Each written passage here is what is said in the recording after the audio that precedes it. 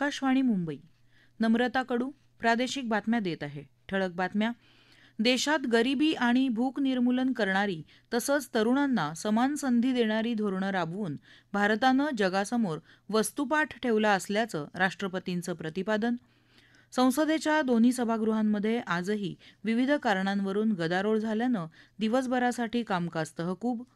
माजी राज्यपाल एम कृष्णा यांचं निधन. आणि मुंबईत बेस्ट बस अपघातातल्या मृतांची संख्या 7 वर. मृतांच्या कुटुंबांना मुख्यमंत्री सहाय्यता निधीतून प्रत्येकी 5 लाख रुपयांची मदत जाहीर. देशात गरिबी आणि भूक निर्मूलन करणारी तसंच तरुणांना समान संधी देणारी धोरणं राबवून भारतानं जगाला वस्तुपाठ घालून दिला आहे, असं राष्ट्रपती द्रौपदी मुर्मू यांनी म्हटलं आहे.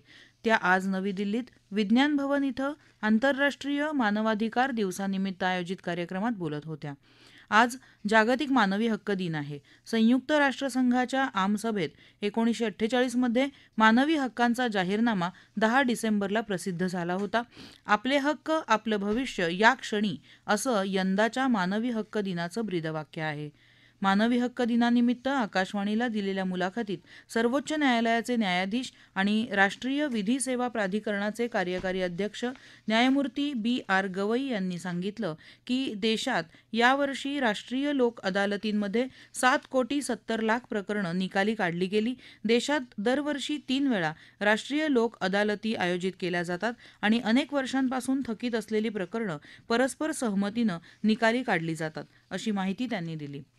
प्रत्येक व्यक्तीच्या हक्काचं रक्षण झालं तरच आपली लोकशाही बळकट होते, असं प्रतिपादन राज्यपाल CP राधाकृष्णन यांनी केलं आहे. आंतरराष्ट्रीय मानवी हक्क दिनानिमित्त राजभवनातल्या दरबार हॉल इथं महाराष्ट्र राज्य मानवाधिकार आयोगानं आयोजित केलेल्या कार्यक्रमात ते बोलत होते. शाळा आणि महाविद्यालयांच्या अभ्यासक्रमांमध्ये मानवी हक्कांच्या शिक्षणाचा समावेश करून युवांमध्ये सहानुभूती आणि न्यायाची जाणीव निर्माण करणं गरजेचं असल्याचंही त्यांनी नमूद केलं. मुंबई उच्च न्यायालयाचे माजी मुख्य न्यायाधीश न्यायमूर्ती नरेश पाटील या कार्यक्रमाला प्रमुख पाहुणे म्हणून उपस्थित होते. या कार्यक्रमात राज्य मानवाधिकार आयोगाच्या स्मरणिकेचं प्रकाशन झालं. विविध दुर्लक्षित समाज घटकांच्या अधिकारांवर प्रकाश टाकणारी 7 मान्यवरांची सत्रही या कार्यक्रमात झाली. तसंच महात्मा गांधींच्या 11 शपथांवर आधारित प्रदर्शन तसंच मानवाधिकारांसंबंधित विविध विषयांवरची दालनही यावेळी लावण्यात आली होती. या कार्यक्रमाला उपस्थित असलेल्या नाशिकच्या कमल लहारे यांनी आकाशवाणीशी बोलताना सांगितलं. मी इथं राजभवनामध्ये कार्यक्रमाला आलेले आहे आणि इथं खूप छान असा कार्यक्रम झालेला आहे. आपल्या आदिवासींसाठी प्रांत अधिकाऱ्यांनी सुद्धा खूप छान माहिती दिलेली आहे आणि आम्हाला कुठं म्हणजे असं काही बाहेर आल्यावरच काही शिकायला मिळतंय. संसदेच्या दोन्ही सभागृहांमध्ये आजही विविध कारणांवरून गदारोळ होऊन आधी दुपारी 12 वाजेपर्यंत आणि नंतर दिवसभरासाठी कामकाज तहकूब करण्यात आलं. लोकसभेचे सभापती ओम बिर्ला यांनी विरोधकांच्या वागणुकीबद्दल तीव्र नापसंती व्यक्त केली. सभागृहाच्या सभ्यतेचं पालन केलं जावं तसंच देशातल्या जनतेच्या आशा आकांक्षांचा आदर राखत काम केलं जावं, असं आवाहन त्यांनी विरोधी नेत्यांना केलं. राज्यसभेतही असंच चित्र दिसून आलं. आम आदमी पार्टीचे खासदार संजय सिंग यांनी दिल्लीतल्या कायदा आणि सुव्यवस्थेचा प्रश्न उपस्थित केला.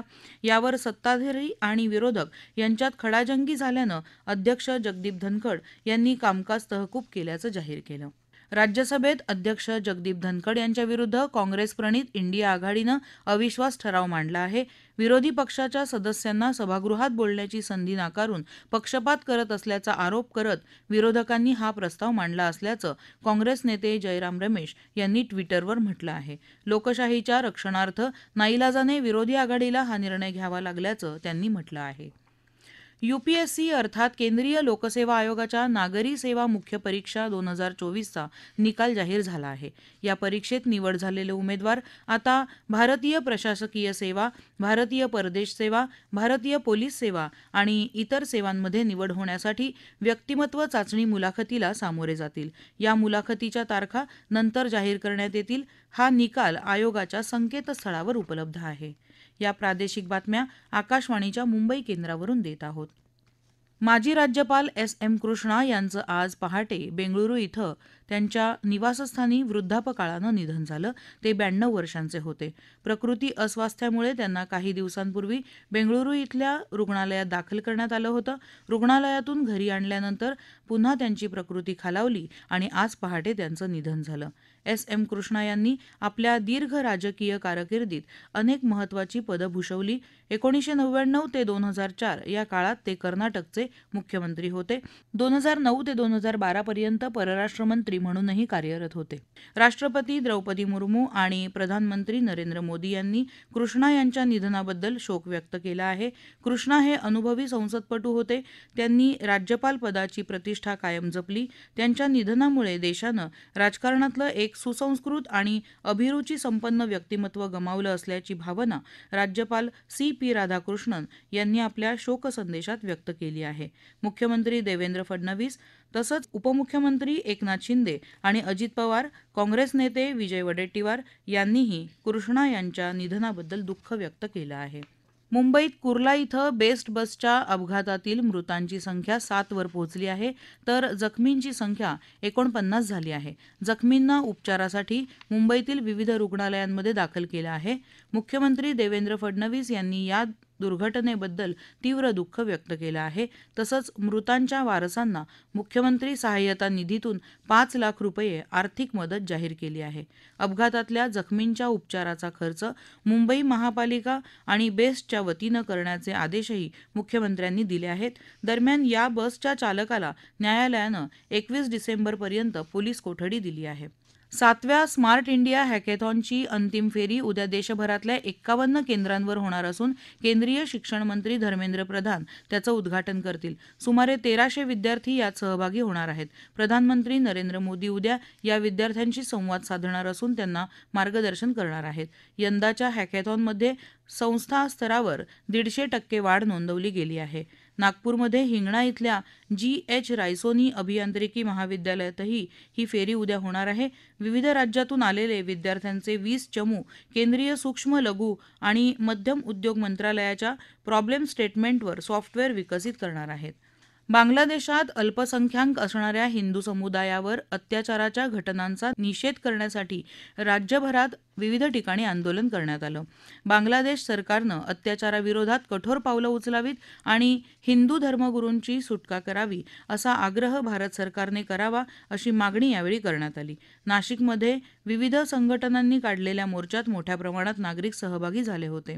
धुळे शहरात सकल हिंदू समाजाच्या वतीनं मूक मोर्चा काढण्यात आला. सोलापुरात अनेक हिंदुत्ववादी संघटनांनी एकत्र येत मोर्चा काढला. यावेळी बांगलादेशाचा ध्वज जाळून निषेध करण्यात आला. रत्नागिरीत विश्व हिंदू परिषदेनं मोर्चा काढला होता. यात आमदार उदय सामंत आणि किरण सामंत हेही सहभागी झाले. विदर्भात गोंदिया आणि अकोला इथंही जनआक्रोश रॅली काढण्यात आली. यावेळी बांगलादेश विरोधात घोषणाबाजी करण्यात आली. मराठवाड्यात धाराशिवमध्ये सकल समाजाच्या वतीनं निदर्शनं करण्यात आली. हिंगोलीत गांधी चौक ते जिल्हाधिकारी कार्यालयापर्यंत जनआक्रोश मोर्चा काढण्यात आला. नांदेड, परभणी आणि जालना शहरातही जिल्हाधिकारी कार्यालयावर मोर्चा काढून बांगलादेशच्या हिंदूंवरील अत्याचाराचा निषेध करण्यात आला. वंचित बहुजन आघाडीचे उत्तर रत्नागिरी जिल्हाध्यक्ष विकास उर्फ अण्णा जाधव यांच्यावर झालेल्या जीवघेण्या हल्ल्यात सहभागी असलेल्या 2 आरोपींना रत्नागिरी पोलिसांनी बदलापुरामधून अटक केली आहे.